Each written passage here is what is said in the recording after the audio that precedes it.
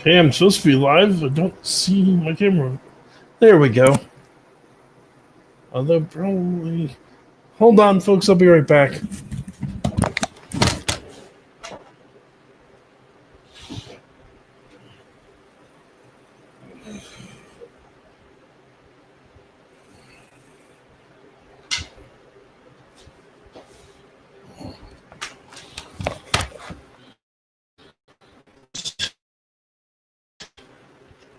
Visor. There we go. Okay, that's working good. Just bear with me. I'm getting set up. I'll be starting momentarily.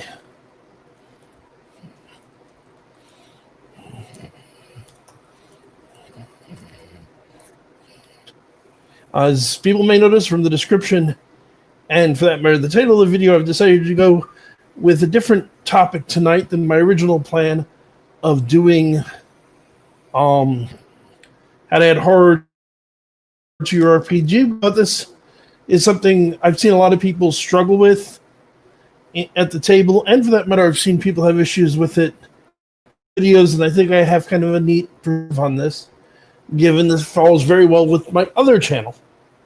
So just bear with me, we'll be starting momentarily.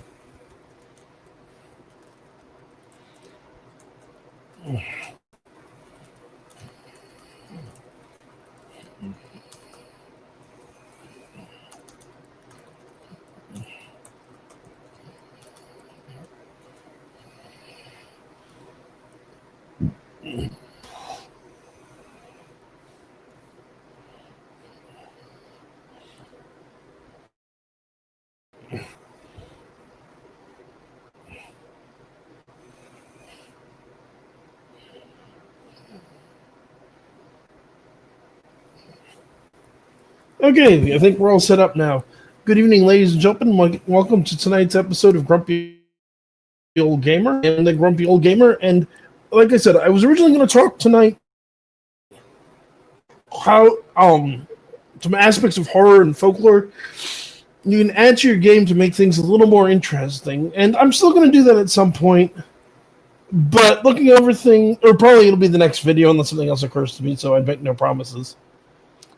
But I thought about it, and I thought I could say some interesting things about the whole idea of the Warlock in 5th edition D&D, particularly this whole, you make a deal with the demon or something of that nature, and some interesting takes based on other on my understanding of the folklore of making a deal with the devil, with my perspective of having played through 5 editions of D&D, on the sort of things that make these kind of deals and what they might, in turn, what they might want or offer, or how to, for that matter, here's what I think is an interesting way to look at this. What if they don't, what if you didn't do it on purpose? What if you don't even realize that you made a deal? What, for that matter, if you didn't exactly make a deal with something, you just stumbled into these powers? And I'll get into what I mean by that.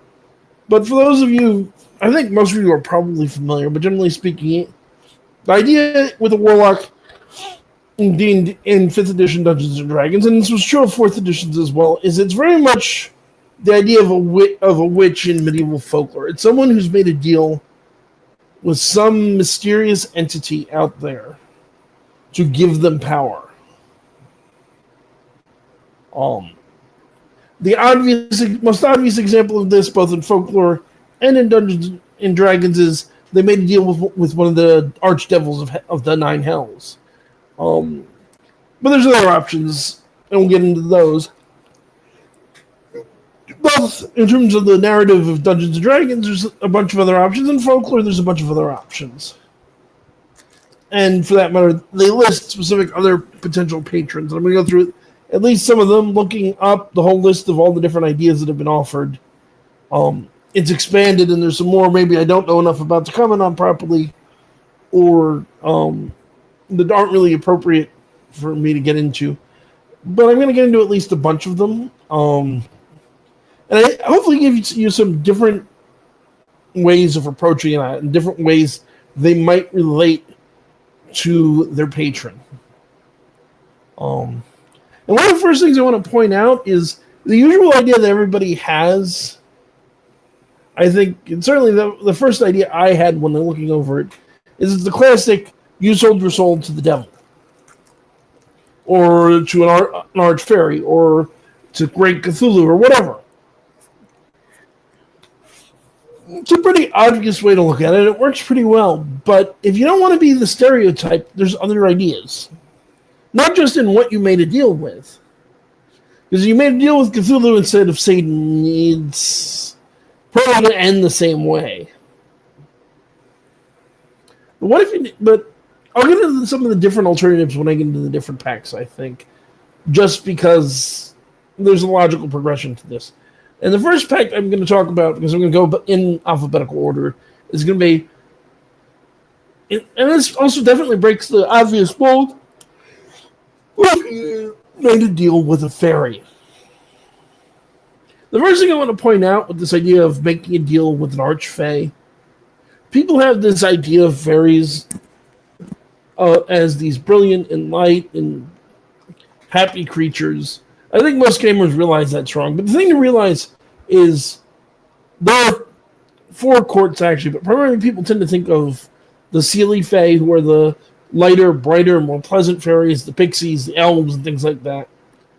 And the Unseelie Fae, which are the darker fairies, the evil, wicked Fae. And it's a really gross oversimplification. The thing to realize when you make a deal with a fairy is you're not really making a deal with something that's human. You're making a deal with something with its own plots, its own agendas, and its own, usually very warped sense of humor. Folklore's full of examples of this kind of thing. And usually, often, the most obvious example of a deal with a fairy would be the story of Rumpelstiltskin, where the princess makes a deal with Rumpelstiltskin to spin grain into gold in return for her firstborn child, which is a very common idea. Because the thing you run into a lot dealing with fairies is they're not likely to ask for your soul. Some of them would. Don't misunderstand. Some of them certainly would. But oftentimes that's not what they want. They want something from you. A classic example is children. Another example that often is also children. It's probably familiar to a lot of you who have seen the TV series, read the novels, or played the video games, The Witcher. Which is what's called the Law of Surprise. Now, the man who wrote The Witcher is a great author, no disrespect intended, but he didn't, and I'm sure he'd be the first to admit this if you asked him. I don't speak Polish, so I haven't seen a lot of interviews with him. But he didn't invent the idea of the Law of Surprise. He actually goes all the way back to the Bible. There's this idea of, I will give you what you asked for. When you go home, the first thing that you see, or the thing you see that you didn't expect, will belong to me. In most versions of the story, they go home and find out their wife's pregnant, or their infant child's the one who comes around the side of the building, and that's what they have to do to the fairy. All of this also, I think, leads into another interesting possibility for Fae Pact Warlock. What if you didn't exactly make a deal with a fairy? What if you were raised by fairies? There's a very common concept in fairy folklore of a changeling. This idea that they steal or sometimes bargain for human babies. Raise them in D&D terms, would raise them in the Feywild. And sometimes they let those children go. Sometimes for that reason they abduct adults. Rumpelstiltskin's a pretty good example of this is from a full-grown adult. What if your character was an abductee of the fairies, and in return, and when he came back, He's no longer quite human or quite whatever he was, which I mean mostly in role playing, not necessarily a statistical sense. So that's always something you can talk about with your DM. But in return for giving up that fundamental aspect of who he was, he's gaining these powers as a warlock. This, from a DM's perspective, this is a great way to look into it. Because the obvious question this raises is, how did he get out of Fairy? Was he let go? Did he escape? If he escaped, the Fairy Lord in question still looking for him. If he was allowed to leave, if he was let go, if he was allowed to leave, is the Fairy Lord is that a goodbye and see you later, see you around maybe, or was that a let's go let our pet run around in the garden, which is the human world, for a while, and then we'll come back and visit him. See that sort of perspective of taking this pact idea and role-playing opportunities that come out of it. Another thing to consider is, I would strongly suggest, if you're going to do the classic Fey bargain, the law of surprise, the firstborn child, incorporate another aspect of that, which is often there's a way to get out of the deal without losing what you've gained.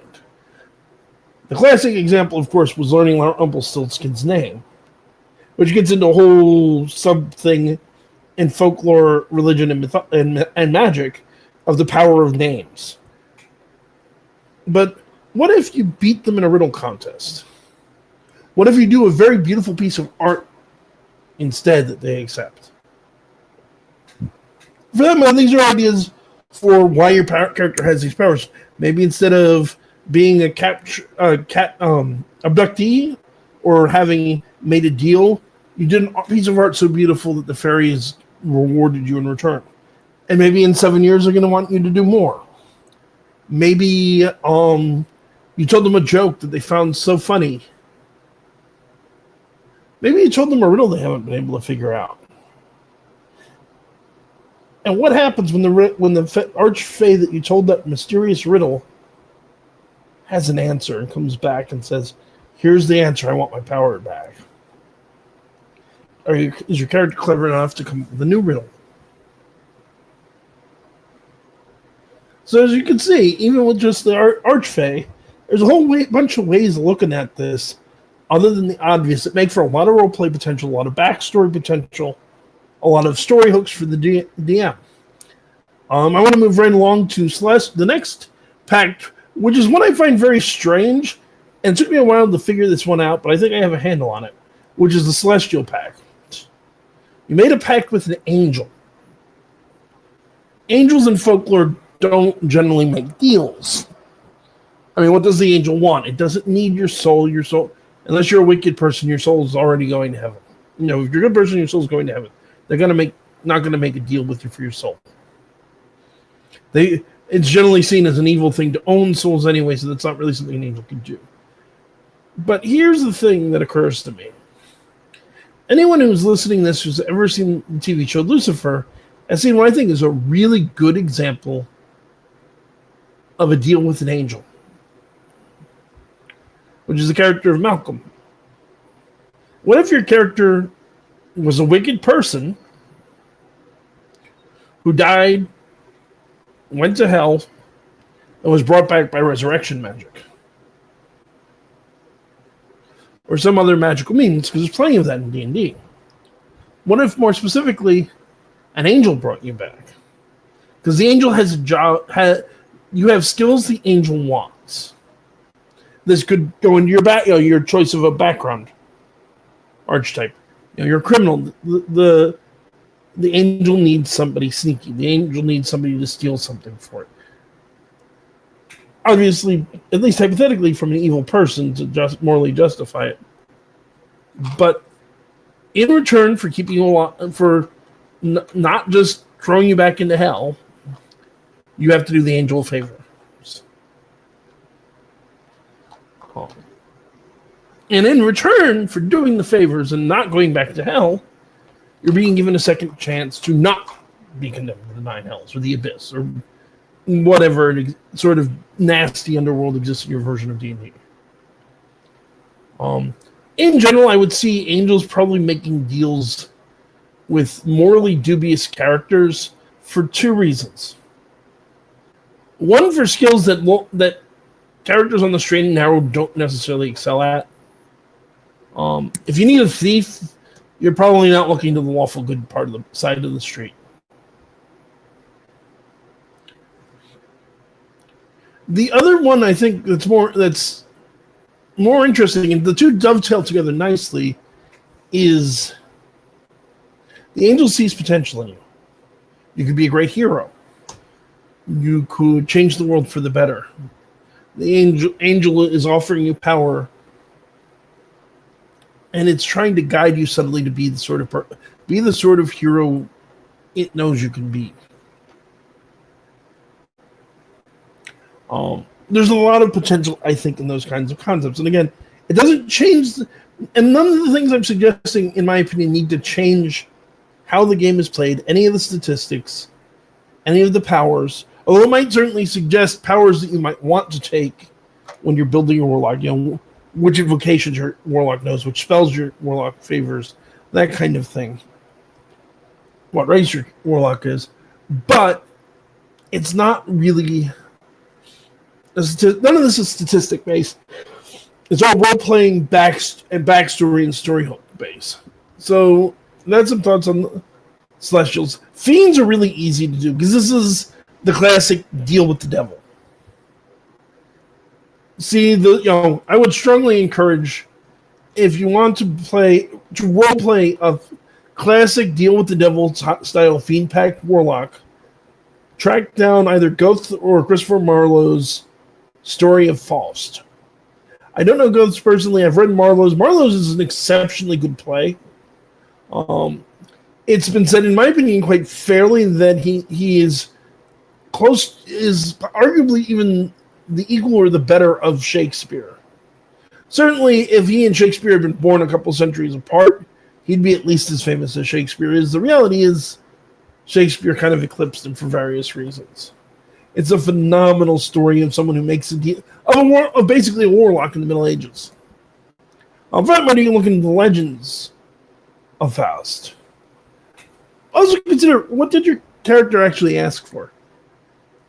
If you were going to multi-class, for example, a bard warlock pair based on the legend of Robert Johnson, who's a very famous one of the greatest guitarists and blues players of all human history, who supposedly made a deal with the devil for his ability to play the guitar. You can go to my Paranormal Encyclopedia channel and see a whole video about him. But what does the devil want? The obvious question with all these packs is, quid pro quo, Clarice. Quid pro quo. What is it getting out of you in return? The obvious answer everybody thinks of for the deal with the devil, the Fiend Pact, is it wants your soul. But particularly if you're dealing with devils, because obviously a Fiend Pact could also be with a demon, which is a very different mindset, or the various other lower planar creatures. But very specifically with devils are legalists. They're all about the wording of the contract. If you made a deal with the devil, I would highly recommend, if your character is a Fiend Pact Warlock and your patron is a devil, write out the contract. But a very good friend of mine, who I definitely recommend people read, by the name of Patrick Thomas, who wrote the Murphy's Law series, among a bunch of other ones, offered a slightly different take on it. What if the devil doesn't ask for your soul? What if it asks you to knowingly kill one of your own friends?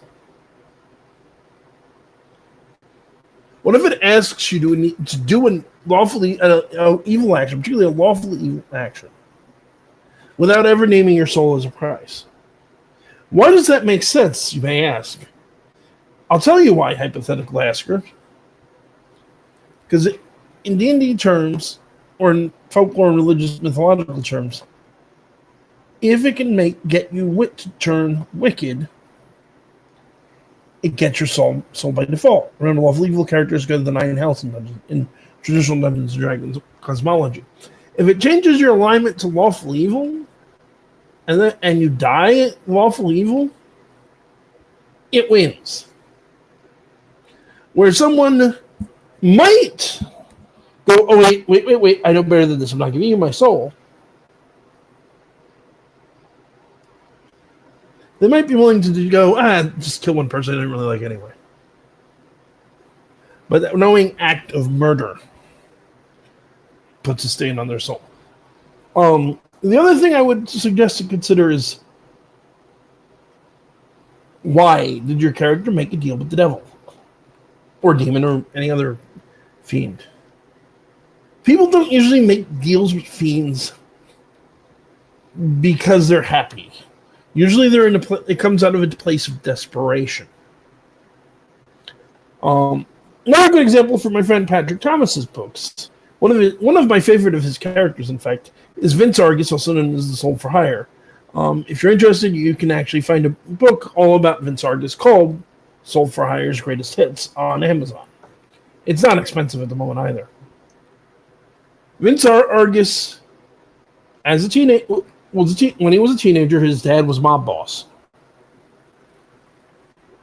Him and his family, his sisters, brothers, mom, dad, are all sitting in an Italian restaurant that his dad partly owned.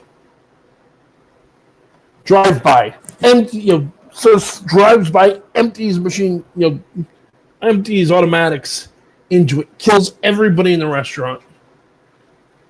He's lying there dying, and this absolutely gorgeous man stands up. Seems unharmed, even though, as far as Argus could tell, he had been shot, like everybody else in the place. Offers him a deal. 7 years of life in return for the power he needs to avenge his family. Specifically, Argus gets the power that within the technical specifications of a weapon, he cannot miss.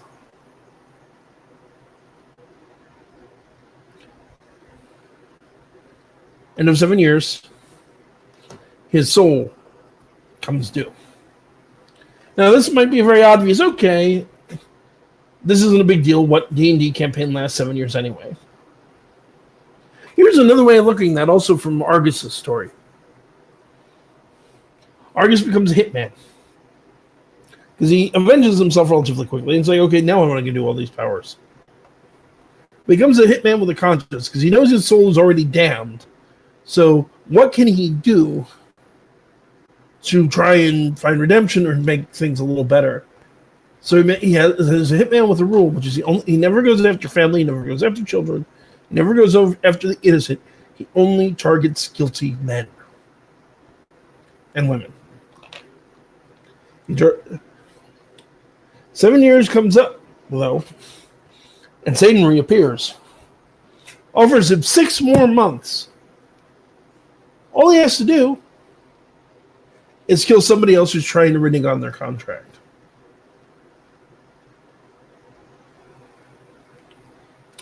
And in 6 months, devil comes back. 3 more months.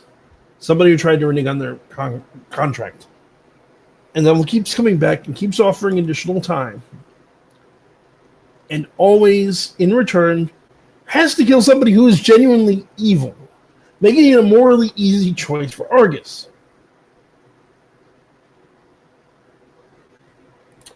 Soon it comes down to he's doing a hit every other week for the devil.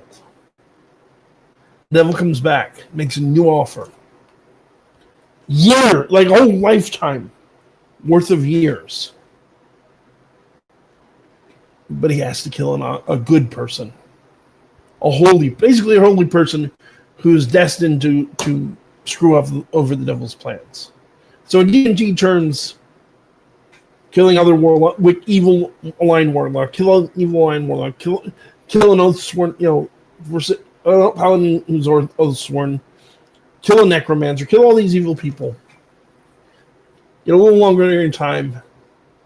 And once you're hooked in and you're willing to just keep killing, to give yourself a little more, and your level's high enough. Your level's high enough, for example, kill the head of that lawful good order of paladins who's going to save, who has saved thousands and is an honestly, legitimately good person.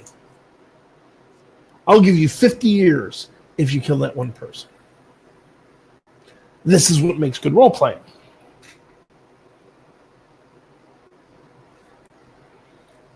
Moral dilemma. Bargaining with the demon. Role-playing. This is good. So rolling along the list. Genie, I don't know much about the Genie Pact. A lot of the Fiend Pact probably applies here, but some of the Fairy Pact, because genies are usually kind of somewhere between demons and trickster fae in folklore. Ghost in the Machine, which I don't know nearly enough about it. But let's get to the one of the traditional ones in D&D that I definitely can deal with, which is the Great Old Ones. I'm currently in my bi-weekly D&D game. I run Mage of the Ascension once a week. My fiance runs Dungeons & Dragons the other week. Or every other week I run D&D. Off weeks she runs... Or every other week she runs D&D. Off weeks I run Mage of the Ascension. So in her D&D game, I am playing a Warlock of the Pact of the Great Old Ones.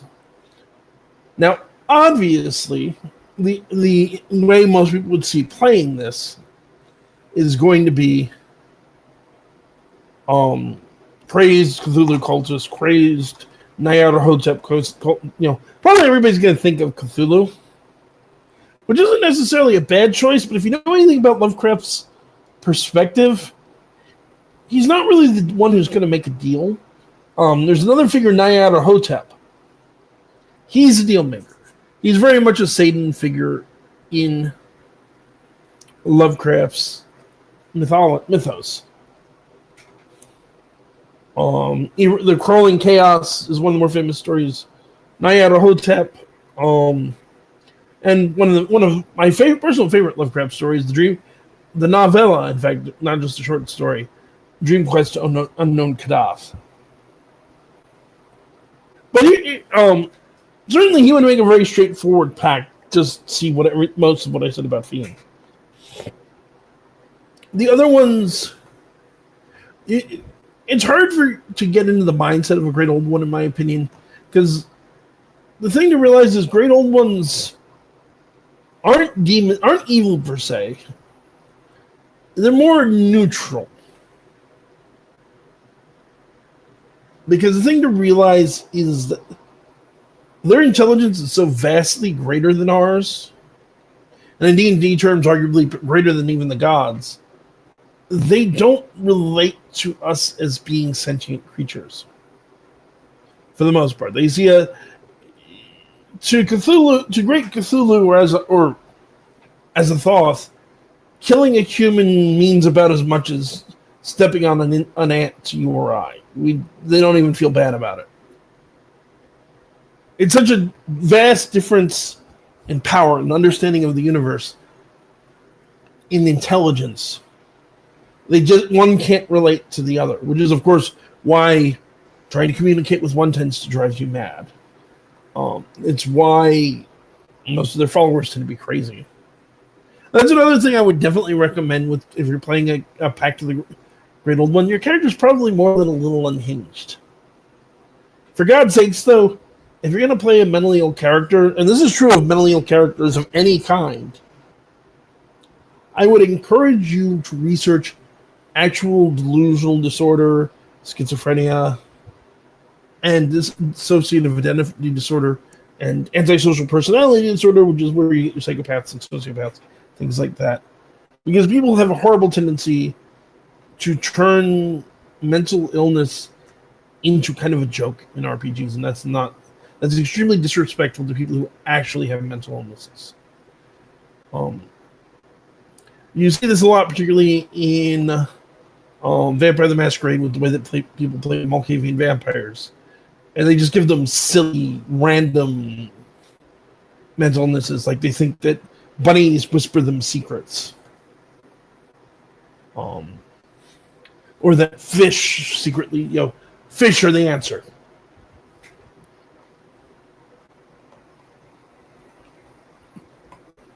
the thing about mental illness is illness. It's not something you enjoy. Usually, mental illnesses that are delusions aren't something you enjoy. It's more like you hear these voices that claim to be God that are telling you that you're worthless and horrible and that you should hurt yourself. Which is another thing to realize about mental illness is that most mentally ill people aren't prone to violence towards others.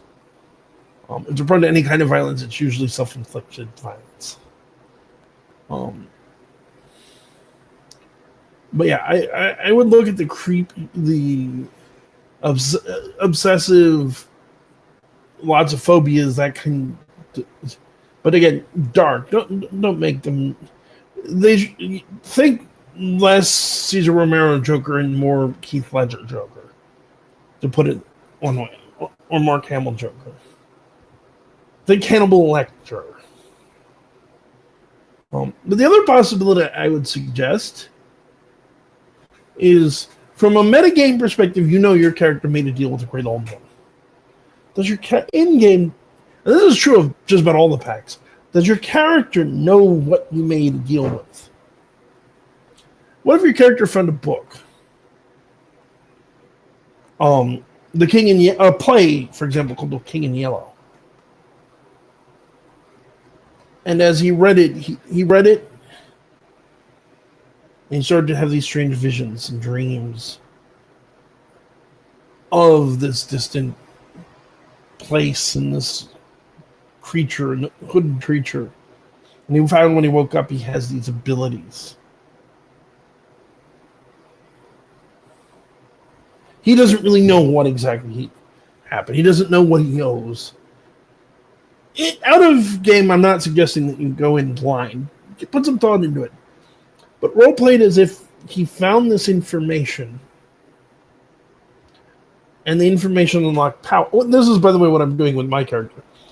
It's unlocked these powers, but he doesn't know exactly what is giving them to him. He's probably kind of afraid of what gave it to him, and he's worried about the price because he doesn't really know.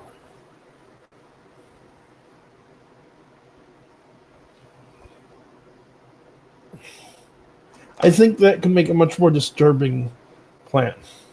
Here's one of the more decidedly weird ones that I think the fact that I've been in gaming for bloody ever gives me perspective on, which is Hexblades. Hexblades are described as, you have made a pact with mysterious entity from the Shadowfell, a force that manifests in sentient magical weapons carved from the Self of Shadow. The example that it gives is the mighty sword Black Razor, which is from a very old D&D module called White Plume Mountain. Yeah, White Plume, that's the other one. But they're ancient, powerful, sentient weapons that have been spreading across the multiverse for centuries, millennia. And the power behind these blades can offer you something. Apparently the god, Raven Queen, forged the first of them. Here's a different perspective on that, I think, which comes from 2nd edition Dungeons & Dragons. So in 2nd edition Dungeons & Dragons, there was a campaign setting called Ravenloft. In Ravenloft was a dark medieval fantasy with heavy elements of gothic horror. You see Ravenloft, the only really prominent example of Ravenloft, and it's going to come up again a few packs down, these days would be the Adventure Curse of Strahd.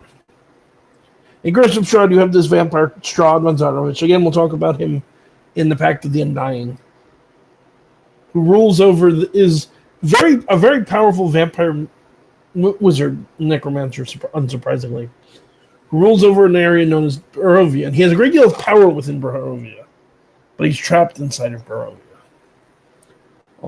The Adventure Curse of Strahd also adds the absolutely brilliant concept that once you're in Barovia, you're stuck. Even if you die, your soul is going to be trapped there until Strahd is defeated and the curse is lifted. So Ravenloft was a whole setting of countries, basically known as domains, like this. Each was the personal prison and personal hell of some great evildoer. Some of which are very famous. I talked in my alignment episode a lot about Lord Soth. Soth may or may not, depending on who you ask, because this is a huge flame war topic in the D&D old school D&D community. I am not wading into this, but Soth was one of these entrappees for a while, in some versions.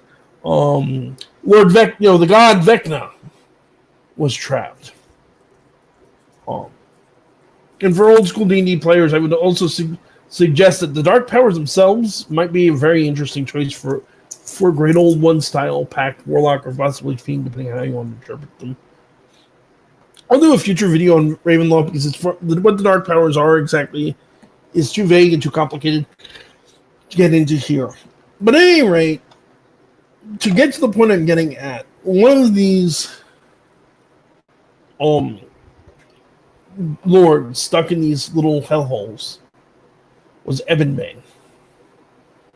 Ebonbane was an intelligent magical sword. But it wasn't just an ordinary intelligent magical sword. A very long time ago, there was a great paladin. I want to say her name was Kateri Shadowborn. I could be wrong. But she was very famous all over the multiverse for her piety and her goodness and her kindness and her charity and her compassion. A real paragon of the lawful good type of paladin in the best sense of the word. Who went out and destroyed the plans of ancient powerful liches and demon lords and archdevils and things like that. And she pissed off enough powerful forces of dark gods that they forged a weapon just to destroy her. It was the flames it was forged in were the literal fires of hell. It was quenched in the river Styx. A demon lord's soul was bound to the blade. Everything good, noble, and holy about her was inverted into the single magical weapon. This is great force of evil. Then an epic battle, at the end of which, in fact, it shattered her holy avenger and slew her. It got dragged into Ravenloft. It is incredibly powerful. I'll put it like this. Per Dark Lords, which is this, if you want to read more about Ebonbane, look up the second edition Ravenloft supplement, Dark Lords. That's where you find him. But to give you an idea of how powerful he is, any sword that enters his domain falls under his sway. This goes for that +1 magical sword your character found at 3rd level, all the way up to artifact swords like the Sword of Kos and Excalibur are bound to its will. But it's trapped in the confines of a mansion.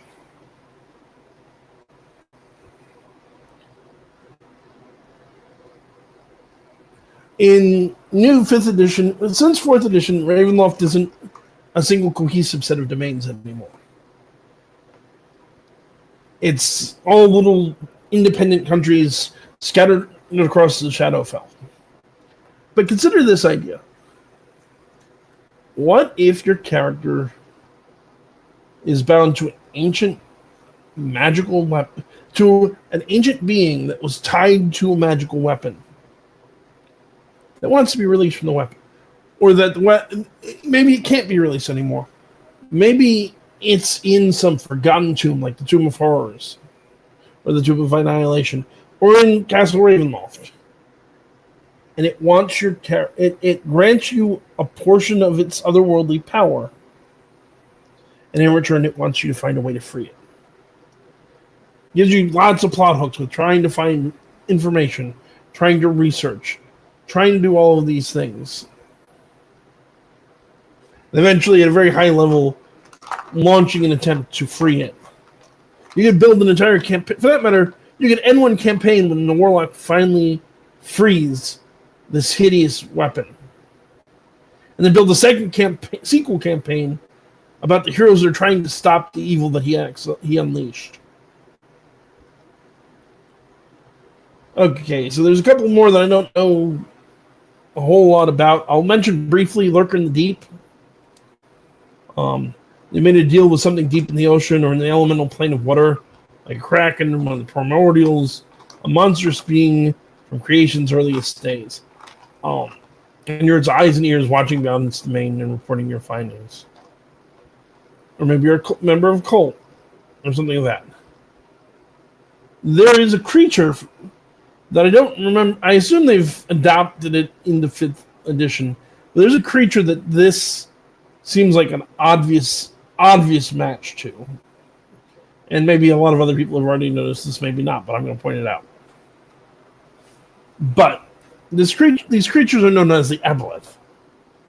Aboleth are these huge, amorphous monstrosities that live in oceans deep beneath the world.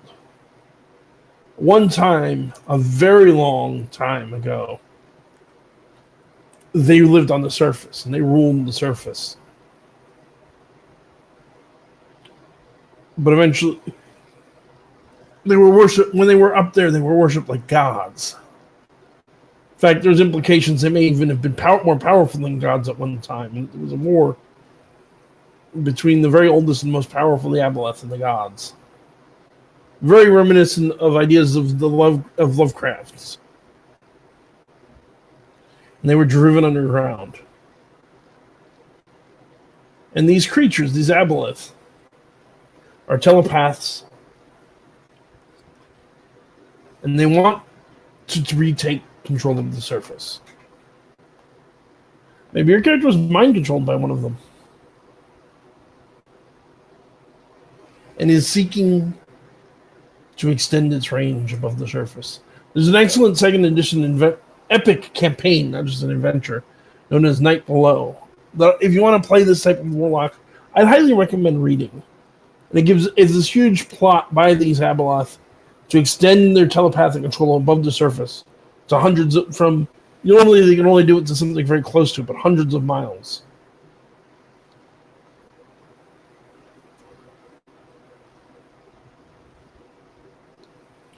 So the next one on our list would be, of course, the Raven Queen.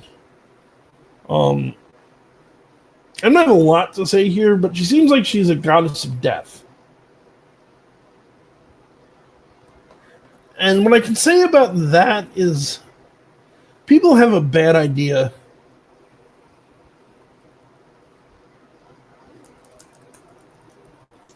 about death gods.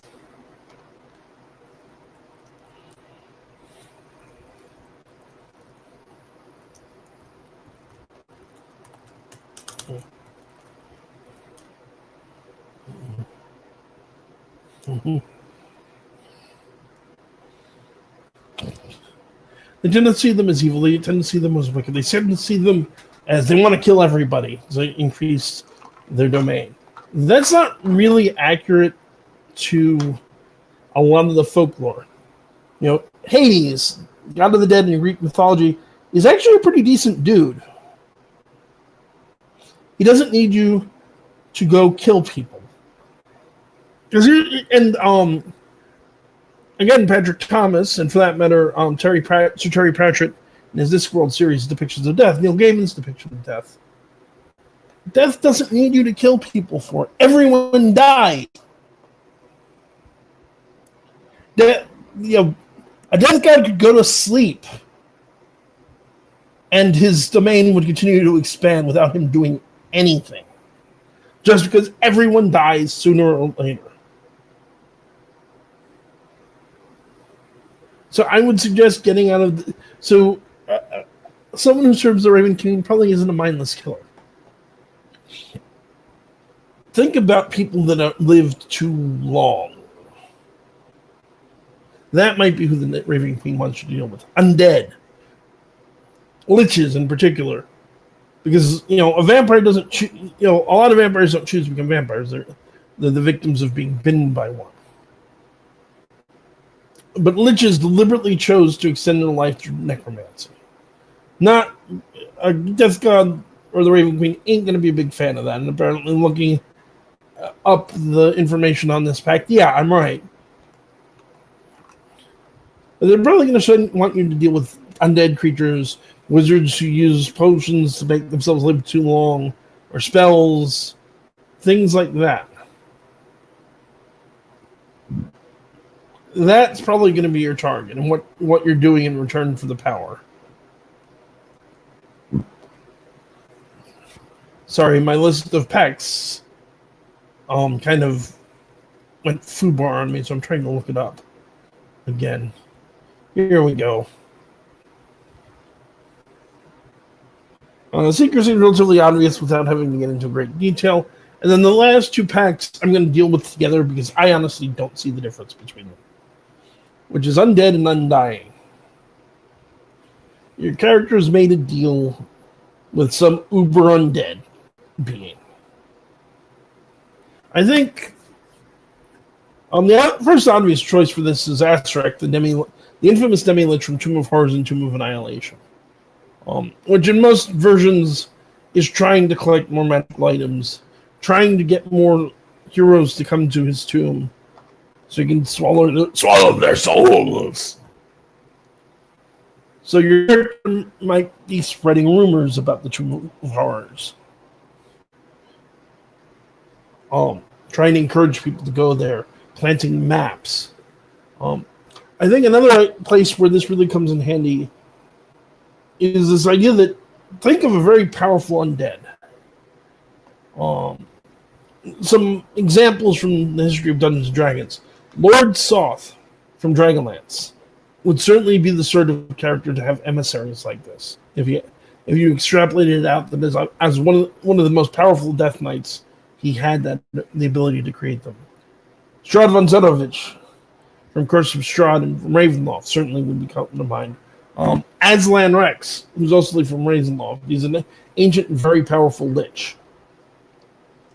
Actually, Aslan's a really good example of this. Because here's the thing about Ravenloft and in general, and Aslan in particular. So in Ravenloft, every person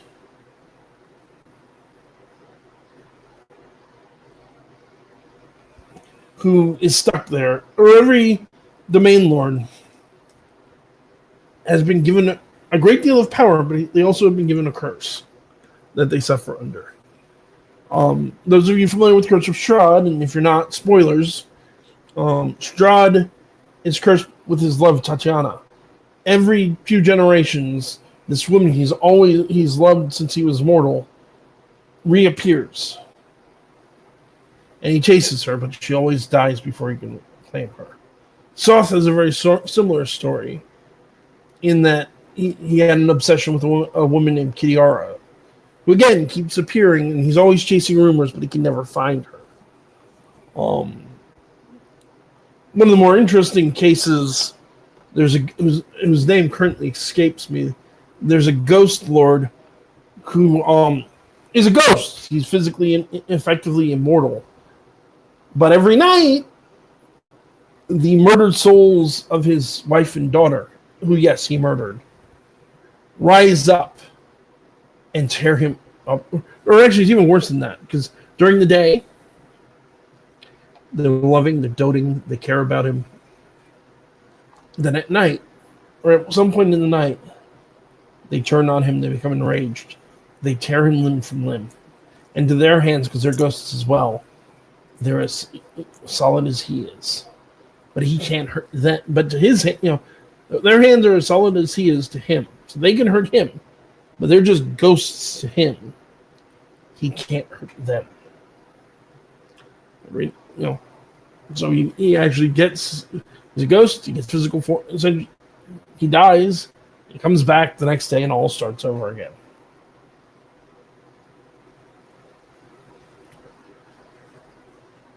Each lord has this weakness. It's built into their backstory. This gives, and again, they're trapped. There's this little pocket dimension somewhere in the Shadowfell.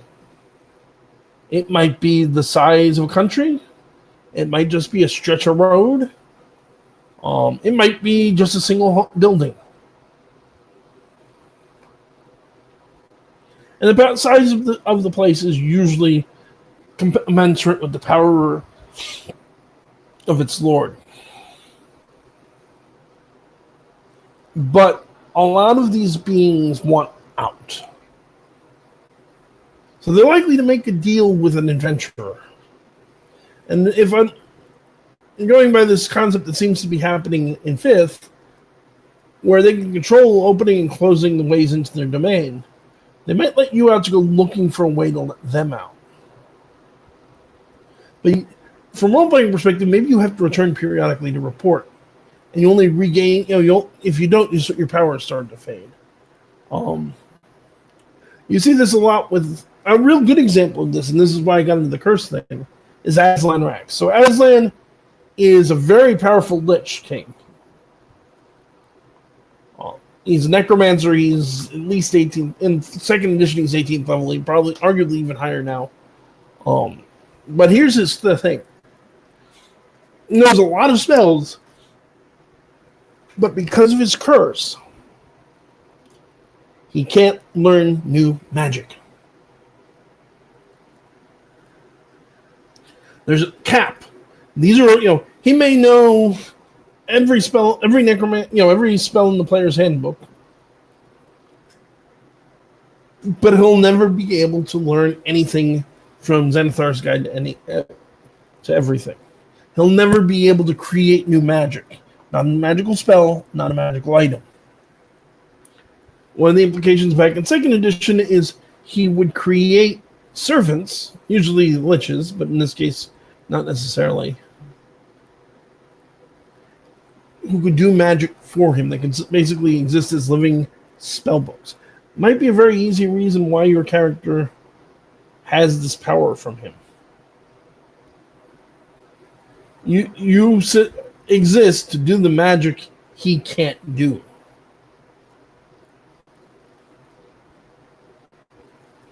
And you don't have to pick one of the ones that are already known. The advantage of picking one of the ones already known, of course, is there are years of books and supplements about Aslan and Strahd and Soth to work with. You don't have to make anything up. You can also create your own. What curses them? Why are they interested in giving a puny mortal power? It's a good question to ask about any patron. Why? What do they think they're getting in return? What are you worth to them?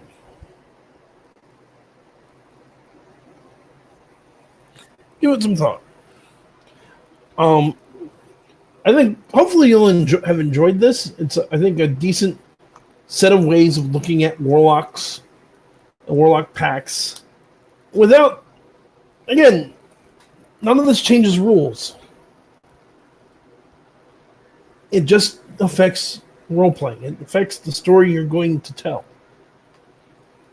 Obviously, as always, talk it over with your DM.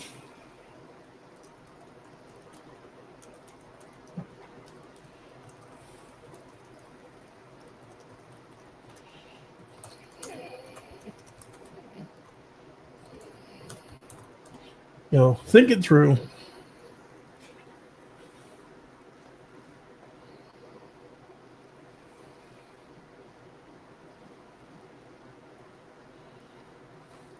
And have some fun with it. I mean, that's the point, again.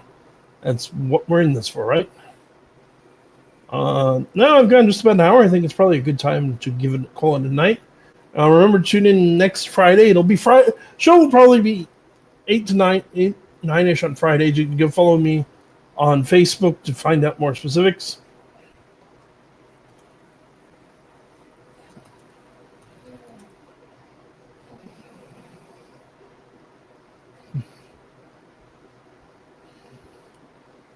But it's probably not going to be a set time every week. And I'll continue. People don't necessarily like that, but I prefer live video.